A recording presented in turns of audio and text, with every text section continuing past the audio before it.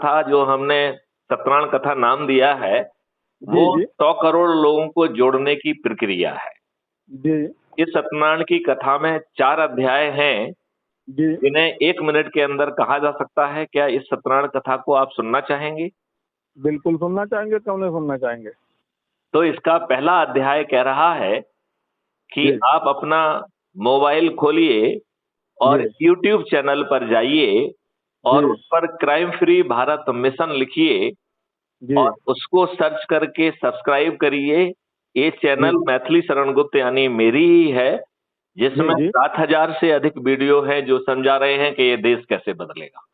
जी जी तो इस चैनल को सब्सक्राइब करना है और शपथ लेना है कि एक वीडियो प्रतिदिन जरूर देखेंगे और यदि वो वीडियो आपकी आत्मा के नजदीक होगा पाएंगे जी तो उसे डाउनलोड कर कर अपने परिवार के सदस्य